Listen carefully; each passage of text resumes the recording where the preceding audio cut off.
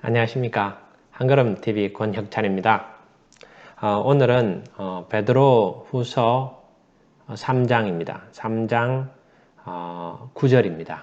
그래서 성경이 읽다 보니까 계속 좀 많이 재밌는 내용들이 많아가지고 함께 즐겁게 나누려고 합니다. 제가 읽어보겠습니다. 주의 약속은 어떤 이들이 더디다고 생각하는 것 같이 더딘 것이 아니라 오직 주께서는 너희를 대하여 오래 참으사 아무도 멸망하지 아니하고 다 회개하기에 이르기를 원하시느니라. 예, 이때 베드로가 살아있을 당시에도 아니 주께서 오신다고 했는데 저 예수님 하늘로 승천하시고 오신다고 하셨는데 뭐 언제 오시느냐? 우리 조상들 이 세상은 옛날처럼 우리 조상이 살던 그 옛날처럼 똑같지 않느냐? 뭐 세상이 뭐 달라지느냐? 그랬더니 이제 베드로가 그 사람들에 대해서 이야기하는 겁니다. 그게 아니다. 왜 그 심판이 다시 예수님의 재림이 더디냐? 더딘 게 아니다. 여기 참 중요한 말이 있습니다. 하나님께서는 한 명도 멸망하지 않고 다 구원받기를 원하신다는 겁니다.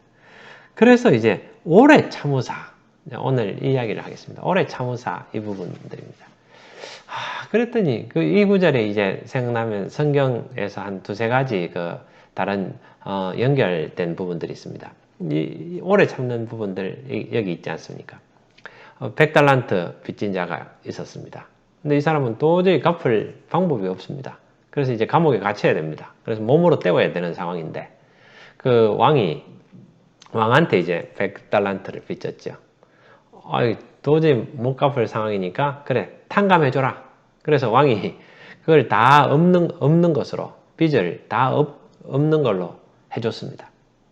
그런데 이제 이 사람이 100달란트 이제 탕감받은 사람이 이제 돌아가다가 그 이제 왕의 신하하고 같이 돌아갔죠. 이 1달란트 빚진 자를 만난 겁니다. 그랬더니 그 1달란트 빚진 자를 붙잡아가지고 야 빚 갚아라. 네가 안 갚으면 내가 감옥에 넣겠다. 이렇게 했습니다. 이게 이제 참 이게 있을 수 없는 일이죠. 그런데 우리 성경 보면은 어처구니 없습니다. 아니 이런 나쁜 놈이 있나? 100달란트를 뭐 제가 정확한 화폐 그 기준은 모르겠지만은 뭐 한 1억 정도 큰 금액인 걸로 알고 있습니다. 다음에 제가 한번 자세히 찾아서 같이 나누겠습니다. 1억 정도 빚진 사람이 1억을 탕감을 받았는데 100만 원 빚진 자한테 붙잡아가지고 감옥에 넣는다고 막 협박하고 이렇게 하는 겁니다. 그런데 이제 그게 바로 우리들이라는 거죠. 저 자신이라는 겁니다.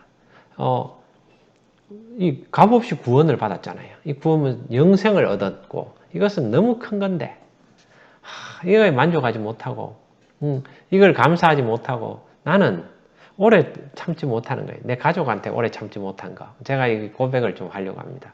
저는 가족을 사랑합니다. 사랑하지만은 가족 간에 살다 보면은 욱할 때가 많습니다. 욱할 때가. 그래서 이제 얼마 전에 어머니께서 통화하면서 절대 화내지 마라. 혁찬아, 화를 내면 안 된다. 그런데 제가 화를 안 냅니다, 어머니. 이렇게 이제 말씀을 드리고, 했는데 내가 이제 일상생활에서 보니까 화가 욱욱 올라오는 게 있더라고요. 예를 들어 이런 겁니다. 거기, 아내가 이제 저녁에 옵니다. 제가 좀 일찍 와서 밥을 이렇게 차리고, 그래서, 저는 이제 그냥 내가 한 밥에다가 그냥 이제 반찬 있는 거, 김치하고 뭐 이렇게 만들어 놓은 거, 그거 꺼내서 먹자. 그런데 이제 아내는 꼭 국을 끓입니다. 와가지고. 근데 제가 요리를 잘 못해서 국 잘 못 끓여요. 근데 또 새로운 국을 끓입니다. 그래서, 그러면 이제 직장에서 피곤하고 몸도 약한데 와가지고 또 국을 끓이고 힘들어하는 모습 보면 제가 너무 가슴이 아파서 국 끓이지 말고 반찬 만들지 마라. 그냥 차려준 대로 먹고 그러면 안 되겠느냐 하는 겁니다. 그런데 이제 제가 그 잘못된 거죠. 그게 정답이 아니더라고요. 그게 생각해 주는 것 같지만 생각해 주는 게 아니고, 만일 감자전을 부치면은 감자라도 그냥 하나 밀어가지고 이렇게 전 부치는데 도와주도록 그런 걸 옆에서 돕는 게 도움이 되는 거지. 뭐 하지 마라. 뭐 왜 안 만들면 결국 반찬이 다 와이프가 만든 건데 안 만들면 어떻게 하겠냐고 또 할 때 제가 이제 좀 도와서 막 반찬 만들 때도 돕고 국 끓일 때 옆에서 돕는 제가 서버가 돼서 이제 도와야 되는 거죠. 그런 걸 그런 부분들에 대해서 내가 한 번씩 하는 부분들이 그게 하면 안 되는 거죠. 예, 그게 오래 참는 거라는 겁니다. 그래서 여러분들도 뭐 다 가정에서 가족들하고 있으면서 이렇게 있어 보면은 뭐 다 그런 거 아닙니까? 여기 이제 하실 때 있잖아요. 없으시면 대단하신 겁니다. 저는 아직 이제 그런 게 좀 부족합니다. 이 유튜브 올리는 것도 마찬가지입니다. 제가 이제 며칠 전에입니다. 지금 촬영해 놓은 게 한꺼번에 좀 촬영을 좀 해가지고, 왜? 이걸 이제 페이스북에는 일일, 성경 묵상한 거 매일매일 한 것을 올렸는데, 그걸 유튜브로 안 찍어서, 한번 이제 유튜브로 찍었습니다. 3개인가 찍어가지고 한꺼번에 올렸어요. 그랬더니 아내가 이제 야단을 치는 겁니다. 그렇게 하지 말고 예약 대기를 해서 매일 3개씩 올려라. 아침 6시에 그게 이제 오픈이 되도록 해라. 이렇게 지시를 했어요, 저한테. 근데 저는 이제, 아니, 앞으로 이제 밀린 것은 이렇게 한꺼번에 올리고, 그 다음에 매일매일 올릴 텐데, 그걸 왜 하루에 1개씩 그렇게 올려야 되느냐. 그럼 하루에 2개 올라가는 거 아니냐. 이렇게 했는데, 아내가 그렇게 하라는 겁니다. 그래서 제가 합리적이지 않다. 그것은. 그렇게 이제 생각해서 반항을 했습니다. 반항하네. 뭐 이렇게 했었는데, 생각해 보니까 합리적인 게 뭡니까? 1달란트 빚진 자한테 갚아라. 이렇게 하는 게 합리적인 거죠. 그런데 이게 이제 생각을 못 하는 겁니다. 진짜 자기가 100달란트 탕감받은 사람이라는 그 생각을 못 하고 사는 거죠. 제가 이런 거죠. 아내가 저하고 함께 사는 그 자체가 너무 감사하고, 그러면은 이 사람이 살아가지고 안 죽고 살아서 나하고 함께 있는데 그게 감사한데, 그게 뭐 합리적인 게 무슨 상관이 있습니까? 그냥 하라고 하면 아이고 감사합니다. 그러면 지시하시니까 좋습니다. 예, 하죠. 하하하 그렇게 하겠습니다 하고 하면 되죠. 왜 반항합니까? 그래서 그거를 또 옆에 몸이 아프고 뭐 해서 약한데 막 반찬 만들고 하는 거 왜 하려는 걸 말립니까? 그렇게 하면 안 되죠. 하는 거에 순종하고 내가 도와주고 옆에서 그러네요 하면서 하고 싶어 하는 것을 하도록 해주는 거. 그게 올바른 거죠.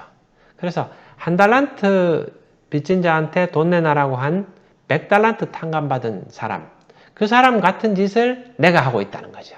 내가. 그게 사소한 것 같지만 다 그게 아주 중요한 일들이죠. 예. 제가 한 가지 이야기만 더 하고 이 말씀을 맺으려고 합니다. 니느웨 성에 요나가 갔지 않습니까? 여러분 그 구절이 얼마나 재미있습니까? 저 니느웨에 가서 회개하라고 해라. 하나님이 요나 선지자한테 지시를 했죠. 그런데 요나가 도망을 가버렸잖아요. 다시스로 도망갔잖아요. 왜 도망갔습니까? 나중에 보니까 그런 거죠. 저희들은 겁이 나서 이 사람이, 니느웨에 가서 이제 그런 걸 전하는 게 겁나서 도망갔는 줄 알았는데, 보니까 이 니느웨 성 이방인들이 회개하고 멸망을 피하는 것을 싫어한 겁니다. 요나는 그냥 그대로 죽어버려라. 뭐 이렇게 하는 거죠. 그래서 이제, 그렇지만 중간에 하나님께서 이제 강압적으로 이제, 요나를 보내가지고 어쩔 수 없이 니느웨 성으로 갔습니다. 그냥 하루 외쳤잖아요. 회개해라. 아니면 너 멸망한다. 이렇게 성의도 없이 좀 외친 것 같아요. 근데 다 회개해버려가지고, 짐승들까지 베옷을 입고 기도하고 회개해버리니까 하나님께서 뜻을 돌이키셔가지고, 니느웨를 멸망을 안 시키셨잖아요. 그러니까 이제 요나서 마지막 장에 이렇게 나와 있더라고요. 요나가 이럴 줄 알았습니다. 하나님 이럴 줄 알았습니다. 그래서 내가 다시스로 도망갔던 거 아닙니까? 그리고는 이제 요나가 그 니느웨 성 동쪽에다 움막을 짓고 그냥 움막을 짓고는 거기서 니느웨 성을 쳐다보는 겁니다. 왜? 저 성이 멸망하기를 거기서 기다리는 겁니다. 참 진짜 못됐습니다. 나쁜 사람이죠. 그런데 이제 여기 재밌는 일이 일어났습니다. 유명한 이야기죠.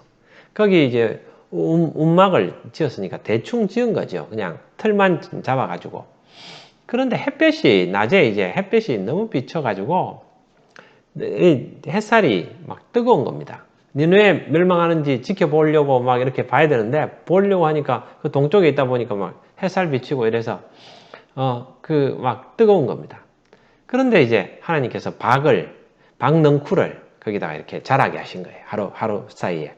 그래서 박넝쿨이 이렇게 위에 움막 위에 쫙 있어가지고 그늘이 지는 겁니다. 이렇게 얼굴에 그늘이 지니까 요나가 너무 좋은 거예요. 너무 좋다, 감사하다, 기쁘다 이렇게 한 거예요. 근데 그 다음 날 하나님께서 그 동풍을 불어가지고 또 이 박넝쿨을 다 죽여버린 거예요. 그러니까 이제 요나가 화가 난 거예요. 하나님, 죽기를 원합니다. 나를 죽여주십시오. 박넝쿨 때문에 그런 거예요. 그래서 하나님이 네가 심지도 않고 재배하지도 않은 이 박넝쿨 하나를 가지고 네가 너무 심하다 하니까 너무 안심합니다. 내가 죽기를 원합니다. 죽여주십시오. 이 박넝쿨 이게 소중한 이 좋은 박넝쿨 때문에 내가 화내는 거, 내가 죽기를 원하는 거 당연한 겁니다. 이것은 이상한 게 아닙니다. 막 하면서 하나님한테 행패를 부립니다. 하나님이 그때 이 이야기를 하십니다. 네가 심지도 않고 재배하지도 않은 이 박넝쿨을 네가 아끼거늘 내가 이 니느웨 성읍을 아끼지 않겠느냐. 이 니느웨 성읍에는 사람이 12만 명이나 있고 가축들도 많다. 하나님은 가축도 아끼시는 분이시죠. 우리 집에 제가 순돌이 키우는데 순돌이 보면서 생각하지만은 하나님께서는 그 순돌이도 아끼신다는 겁니다. 그래서 그걸 알고 니느웨 성 사람들은 짐승들한테도 소도 다 베옷을 입혀가지고 회개하라고 했죠. 그거 참 재밌는 것 같습니다. 그런데 이제 돌아보면은 그 웃음 가운데 참 큰 슬픔이 있습니다. 이게 요나의 모습이 사람의 모습이라는 겁니다. 저 자신의 모습이라는 겁니다. 100달란트 탕감받은 사람의 모습이 우리의 모습이라는 겁니다. 매일 항상 기뻐하라. 쉬지 말고 기도하라. 범사에 감사하라. 이 이야기입니다. 이 이야기가. 범사에 감사하라. 모든 일에 감사하라. 왜? 100달란트 탕감받았잖아. 죽음에서 사망에서 생명으로 옮겼잖아. 아니 왜 감사하지 못하느냐. 너무 감사한 건데 그걸 생각을 잊어버리고 사는 겁니다. 그리고는 1달란트 빚진 자를 붙잡고 그 사람을 목을 끌고 빚 갚아라. 감옥에 가두려고 하고 그렇게 하는 겁니다. 박넝쿨은 아끼는데 박넝쿨 없어진 거 가지고 슬퍼합니다. 하나님으로 인하여 감사하고 기뻐하고 쉬지 말고 하나님 고맙습니다. 너무 좋습니다. 이렇게 해야 된다는 거죠. 그런데 그러면서 사람들이 어떻게 하느냐 하면은 예수님 오신다더니 왜 안 오시냐. 그래서 하나님은 하루가 1000년 같고 1000년이 하루 같고 그것도 그렇지만 그보다 더 중요한 것은 한 명도 멸망하지 않고 구원을 받기를 원하시는 하나님의 오래 참으심. 그거를 우리가 그 사랑을 배워야 되죠. 저도 그게 성화되는 겁니다. 성화되는 거고 그런 과정들입니다. 제가 베드로후서 3장 제가 읽고 오늘 마무리하겠습니다. 특히 가족들을 같이 살면서 네 가족이 네 원수다 이렇게 되는 거죠. 왜 원수입니까? 하나님의 그 사랑을 깨달으면 그 사랑을 실천하면 되는데 그게 원수가 되는 겁니다. 저부터 해야 되죠. 욱하는 거 하지 말고 그냥 아들이 심부름해도 심부름하고 아빠 와서 다리 주무르고 그렇게 하는 거죠. 오늘도 제가 아들이 일하고 와서 다리를 주무르니까 밖에서 순돌이가 울어가지고 잠깐 나갔습니다. 그랬더니 아빠 더 주물러 줘. 그러는 거예요. 그래서 내가 얼마나 너무 감사하든지 아들이 나한테 주물러 달라고 하고 그래서 그렇습니다. 자, 주의 약속은 어떤 이들이 더디다고 생각하는 것 같이 더딘 것이 아니라 오직 주께서는 너희를 대하여 오래 참으사 아무도 멸망하지 아니하고 다 회개하기에 이르기를 원하시느니라. 감사합니다.